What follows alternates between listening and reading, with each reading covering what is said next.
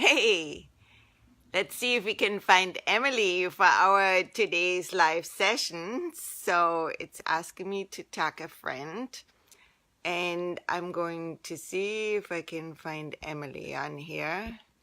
Probably see my fingers or something. Hey, weird, weird thing going away on me. So how are you guys doing? Okay, should have tagged Emily, so hopefully she comes on. And now it does this thing again. I'm tired this morning. Boy, it's Friday, 9 a.m., and it feels like it's Friday, whatever, 6 o'clock in the morning. I had visitors from Germany, and we have been up late, talking. My son did a barbecue, so that was really fantastic. And we had been, my cousin is here. They're leaving today, and her husband and her son. And we are, well, probably most of you know that I'm in San Diego. So we went to Balboa Park, and I have a little step counter on my phone. So we walked more than 5 miles. And it was fun. And I know 5 miles is not that much, but I had my city shoes on. So I could feel it quite a bit more. Anyways, so that was fun. I'm waiting for Emily to come on because Emily is right now working for a company who makes, and I'm thinking they make, but hopefully Emily can tell us more about it. They at least distribute, but probably also make compost toilets. And why in the world would you want a compost toilet, right? Well, one thing, Emily lives in a tiny home, so there's definitely a great application for that. Because if you are not parked, and I learned the terms that you park tiny homes, you know, it's so funny how everything has a language of its own, but we don't necessarily know that language. So this is what I've been learning from the interviews with Emily, said you park a tiny house. And if you're parked somewhere where there is no hookup to anything, you still have to empty your bladder and, go to the bathroom. So a compost toilet is a great way to take care of your waste products. Yeah, and a lot of people feel said, so I just got a text from Emily, said today her husband is not in town, and her son Wyatt, you have heard him on the live shows before. He is quite young. I want to say under 4. And right now he doesn't want to cooperate. So I don't know if she's going to come on or not. So our talk about compost toilets might be short because I only know so much. I certainly don't know about that particular brand. And the reason we were going to talk about it. Hi, Darlene. So we were going to talk about compost toilets with Emily. She's representing a brand now and has a lot of information about that. And she's having trouble. Okay, Emily's watching, so maybe she's coming on. Let's see if I can add her on. Let's see. Here we go. Coming. Yes, here you are. Got it. Excellent. So I told people already a little bit that we were talking about compost toilets because you're representing a brand now. So you know a lot about at least that particular brand and can tell us how it functions, why it's a good idea, and all of those things. And you're so smart. You put your headphones on the microphone. I should have done that. I was saying earlier, my cousin was here from Germany, so we were up really late yesterday talking, and I'm still not quite awake right now. Oh, I hear ya. Yeah. Yeah, so we So have, tell us, yeah, what's the brand name? Because I haven't said it yet because I don't remember it. And then maybe you can kind of set up like what compost toilets are in mhm. general, and then what's particular about this one, why you like it. And I know when we did the live one when you were at the show, Yep. you showed a couple of different ones, and you talked about how you like one better than the other, and so yeah. Yeah, yeah. So the company I'm working for is called Separate, and it's SEP. Let's see, SEPARETT. And that is out of Sweden, but then I'm working with the US branch of that. But they actually haven't sent me the toilet yet, but I have a lot of friends in the tiny house. And then composting toilet right now, and it worked really great for about 2 years.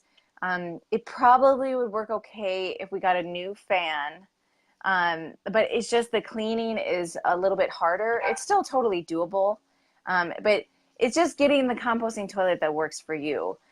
So composting toilets essentially are your first step in composting. There really aren't any on the market right now that compost it fully to the extent Okay. that it's safe. So you're supposed to go put it out on your Humanure pile. And I know that we've both talked about the Humanure handbook before. Right. That's a good one. But yeah, I have yeah. a little dog who has to come in. Oh yeah, yeah. So yeah, the composting Yeah. toilets are great because, I recently just put out an article, well, I shared someone else's article, and it was something crazy, like 3,000 gallons of water or something wasted on toilets, like just in one household. So Do you know it's if that helpful. is per week, per year, or what is that number? Do you know? Say it again. Just to put it in relation. It says 3,000 gallon. In what time frame? Do you I remember can't if it's remember. I can link the article in the comments. okay? Yeah, it was some ridiculous Yeah, that would be number. great. Yeah. So yeah, I mean, Okay, I carry like. on. Oh Sorry. yeah, no, you're good. The composting toilet is great, but we're switching to the separate because the Nature's Head, it's just a bin. So we just put the coconut coir in an empty bin and you stir it around. So cleaning that is kind of a pain because you have to take the entire toilet out of the house, then empty it into trash bags. I mean, of course, we would normally compost, but since we don't own our own land yet, we can't compost it. So unfortunately, it does just go. I mean, it helps compost the landfill. So we are switching to the separate because there's like a smaller bin that has you just put your compostable bag in it. So Mm-hmm. that's really amazing. Or I know some people use regular bags, but then just keep reusing that bag and dumping it on their compost pile. So the thing about compostable bags is they're great, but they do decompose because that's what they're for. Um, Right. so we've had to double ours up. They decompose pretty quick. We use BioBag, um, but the separate brand compostable bags, they last, but they're a little bit more pricey. So it just kind of depends on what your comfortable level is. But yeah, it's definitely Humanure is really great. So I know you've talked about that before. Do you have any insights on the Humanure? Well, yeah, I think that so there are two camps out there. There are some people which are like, oh, don't worry about it, and there's another camp which is like, oh, this is really freaky, and uh, you should always have your humanure compost pile like as a separate pile and not use it on edibles and so forth. So I'm definitely in the camp of saying you want to be very careful Mm-hmm. with any kind of human waste, because it can have pathogen and so forth. And a lot of people brings the argument, said, in China people would just use the sludge without even composting on the fields. But that was at a time when like everybody in the village lived in the village and you wouldn't travel very far. So, it's kind of this thing when you go to a foreign country, you might get sick on food everybody else is eating, and it's fine because they're already used to all the bacteria, whatever is in the environment, Mm-hmm. and we are not.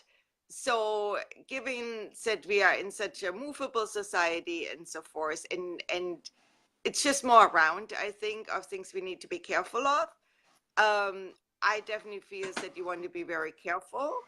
And I actually say compost toilets I have the most experience with and know the most people which have it. It's a very simple bucket methods where you Mm-hmm. have a 5 gallon bucket inside a toilet like frame, and when it's a bucket, and it's the same like what you're talking about, that you use wood chips or coconut coir, you use some kind of carbon to layer over your poop basically, so it doesn't smell it, and it gives the right um well, you need to have the right carbon and nitrogen ratio for breakdown to happen in a good way. So a lot of people which do that, they actually lit the bucket and let it sit for about a year and let it pre-compose before they put it Mm-hmm. in the compost pile, which you can't do when you're in a tiny house because you don't have room for Yes. 50 buckets, however many buckets you need to to get through a year. So I definitely would say if you put it in a regular compost pile, know what you're doing with compost. If you have a compost pile, you turn frequently and so forth. I would say pre-compost it for a little while before you add it Mm-hmm. to a pile like that. If you have a more static pile, which might be even like a room pile or whatever, I would always make sure to definitely dig like a hole and put your manure in and cover it completely Yep. so that there's no flies coming or no whatever coming. And then obviously be very careful with washing your hands, Mm-hmm. and if you end up rinsing, like you're basically working with bags where you're eliminating the touching and so forth. But if you have buckets or whatever, I Mm-hmm. would say if you rinse them, make sure that wherever you dump that water is not close to a surface area where somebody might touch it. So it's kind of this thing where people usually like it's kind of a similar subject if you're composting your pet waste. Yes. Like you wouldn't want to put that around anything edible. It's fine around the ornamentals and so forth. So Right. I would treat your manure very similar. When it's fully composted, I think it's perfectly fine. Right. There's a little caveat here, and that one is to kind of know where your human waste is coming from. Because if somebody is very sick and is maybe on a lot of medication, Mm-hmm. then that is really something to consider. That might be better to send to the landfill, and you know, Yep. because we don't know what goes through the body and what stays there. So there's a little bit that issue too. Yeah, that's Yeah, something I know that when we're talking about our Humanure, we do say like, it's always the smaller the scale, the easier it is to yeah, manage.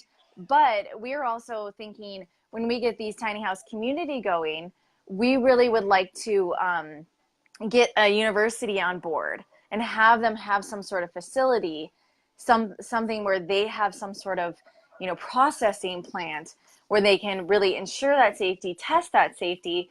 And this isn't a new concept, right? I mean, Humanure has been around forever, and right. they, I think, what was it, they just outlawed it like 50 years ago. I mean, this is not like a new thing. No, no, no, no. Kellogg's a brand which makes fertilizer and stuff. Yeah. They actually have natural fertilizers. They had human waste in their fertilizer until not that long ago. Oh, And then people got all freaky about it.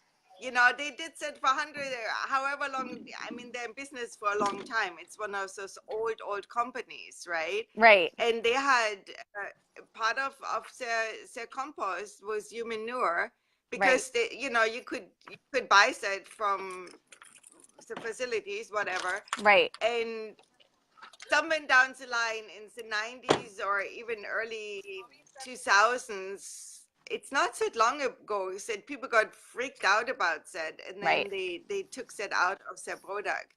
Yeah. Like might not even be it might have even been in say after 2010. I don't know. So Wow. So it's really definitely recent. something.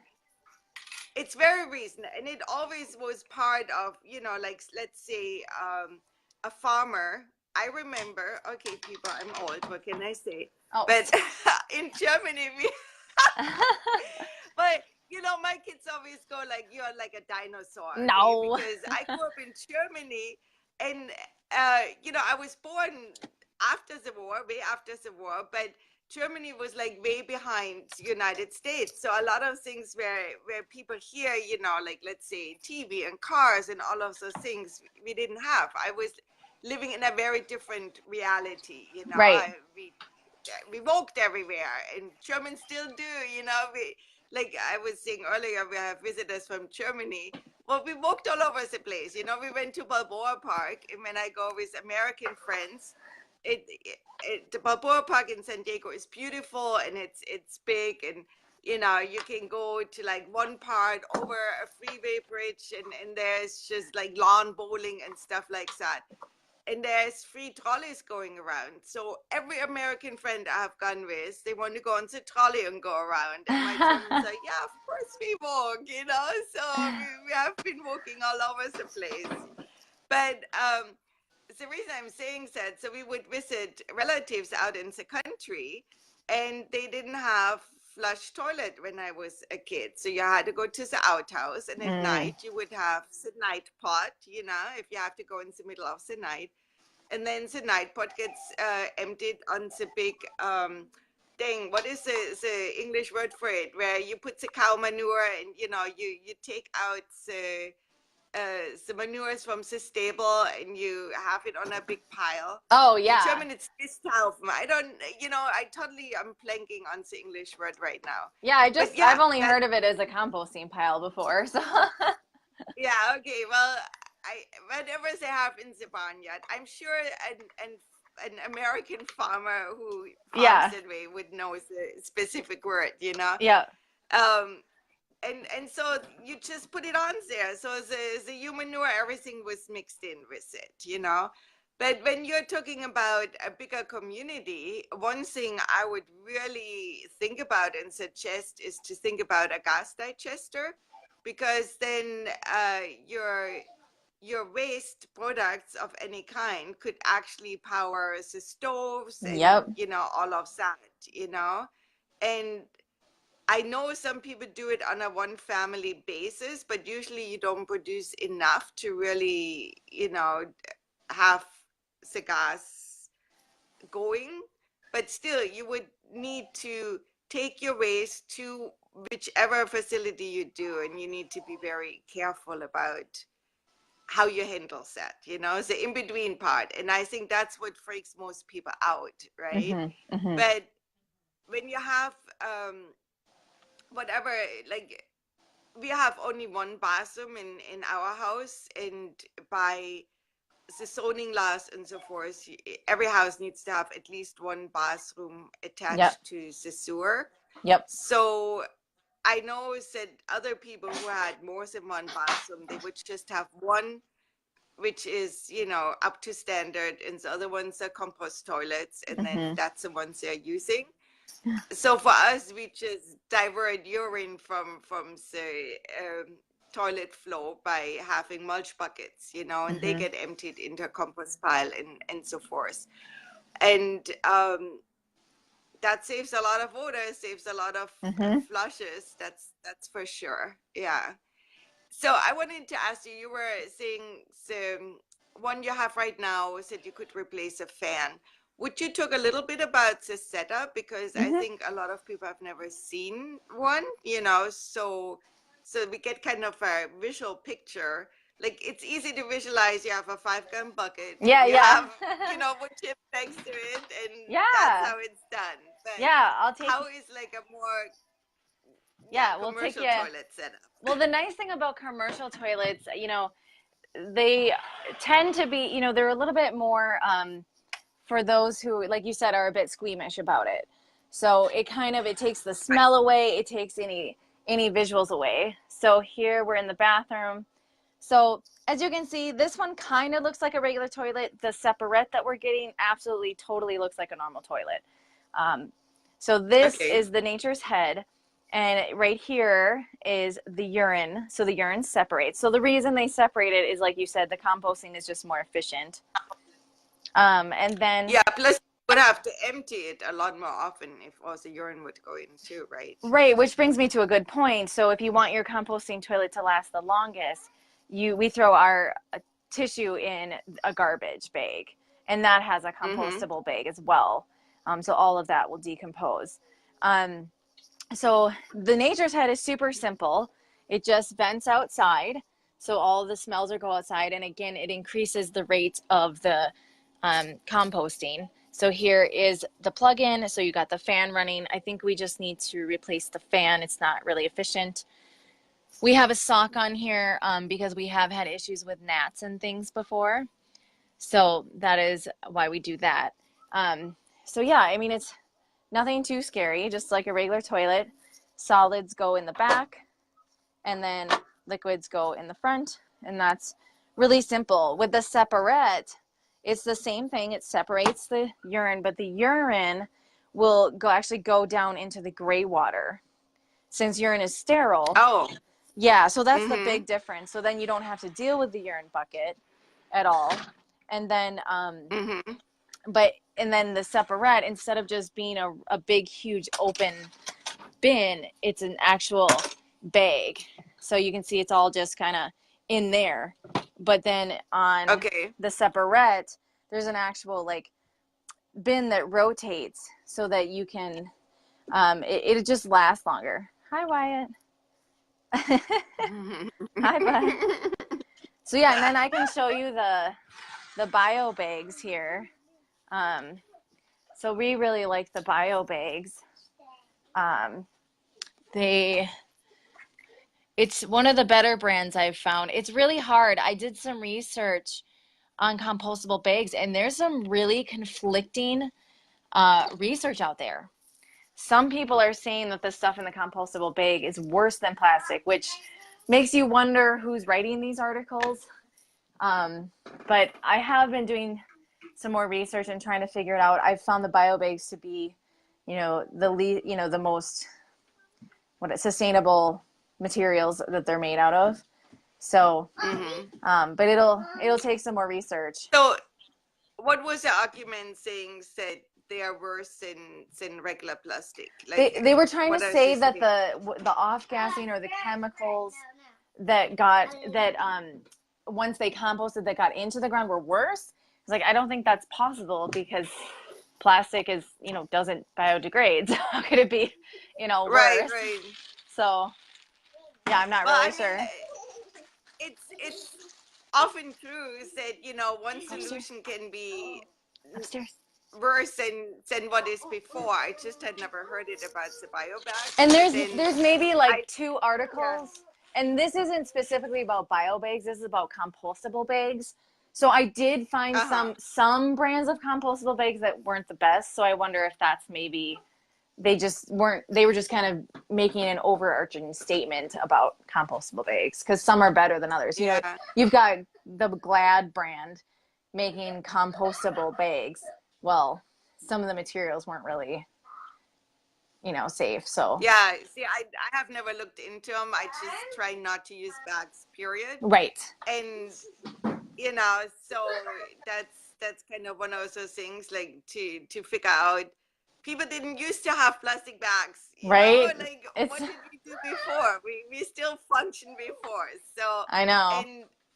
and not saying to go back, because I feel a lot of times we have taken things and looked at what the model was before and then made it better and applied it to what we are doing now, but this is definitely nothing I've looked into. I know we looked into compostable, like forks and Yep. knives, when we had like weddings, and basically came up with, well, let me think. I don't think we used that, but we used compostable cups, and I tried to compost them, and they never composted. Exactly. And then Yep. we did some reading and stuff, and it said you need to have such a hot compost pile you can't really produce at home. You know, it has to be in a. Or it's the same with compostable diapers. Said Yep. it's not as easy as it sounds. And you need to have the facility to compost it at, and we don't have those facilities. You know, it doesn't get there. So some of it is like more of a feel-good product. You know, to go, oh, I'm buying the compostable stuff, but then it ends being just the same as the regular stuff. Hey, Wyatt. Hey, Ben. Daddy's out of town. Hey, let's go outside. Let's go outside. Let's go outside. Yeah, and that brings up a really good point about compost piles in general. I mean, a lot of people think that anything can go in there. And there's some very, specific. So maybe we can post a link about your compost pile and some really, like meat and dairy and eggs. There's specific things you have to do differently with that. Right. Well, there are different ways of composting, but maybe we dedicate like another time slot to that when Lisa, one of us as children. It has been now every week we have had children on our show, which is great,